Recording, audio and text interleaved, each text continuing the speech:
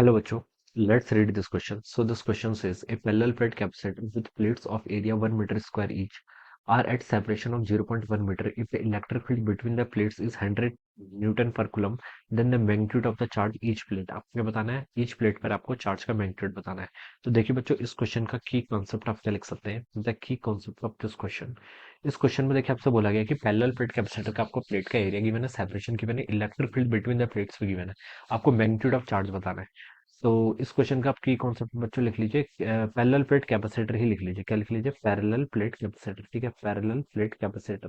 Parallel plate capacitor में देखिए हमें क्या बताना है? इलेक्ट्रिक फील्ड बताना है. क्या बताना है आपको? बिटवीन द, आपको इलेक्ट्रिक फील्ड बताना है बिटवीन द प्लेट्स. ठीक है.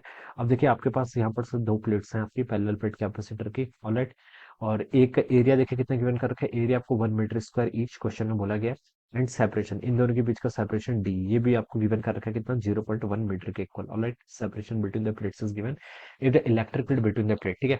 अब देखिए बच्चों, इस पैरेलल प्लेट कैपेसिटर पे क्या होता है? इस पर अगर चार्ज प्लस क्यू, तो इस पर आपका क्या होगा? माइनस क्यू चार्ज होगा. Equal and opposite. और इलेक्ट्रिक फील्ड आपका ऐसा होता है. This is the electric field. ठीक है. एक प्लेट के कारण इलेक्ट्रिक फील्ड का मैग्नीट्यूड कितना होता है? इलेक्ट्रिक फील्ड का मैग्नीट्यूड होता है आपका Q by two A epsilon not. ठीक है.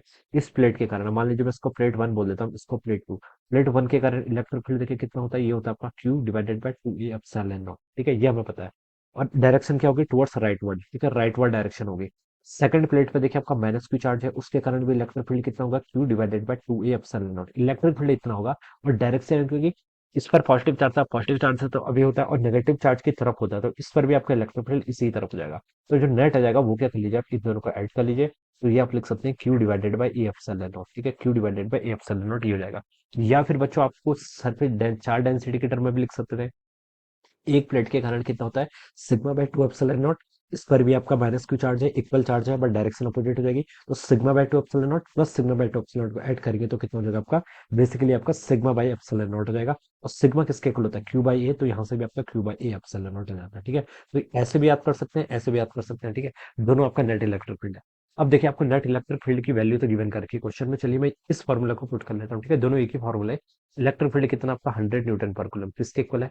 क्यू. क्यू कितना चार्ज, वही हमें फाइंड आउट करके बताना है. Divided by A. A area of the each plate कितना? 1 मीटर स्क्वायर, तो 1 लिख लीजिए.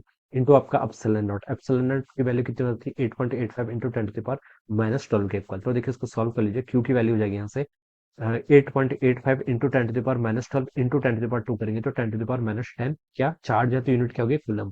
So this should be the answer. ये क्या होगा? इतना चार्ज आपके प्लेट्स पर होगा. 8.85 into 10 to the power minus 10 coulomb. ये देखिए कौन सा ऑप्शन मैच कर गया? आपका डी ऑप्शन मैच कर गया. So we can say that option D क्या होगा? इसके करस्पॉन्डिंग यहाँ से आपका राइट आंसर हो जाएगा. ठीक है. So this would be the right answer of this question. So I hope you all understood this concept. All the best and thank you so much.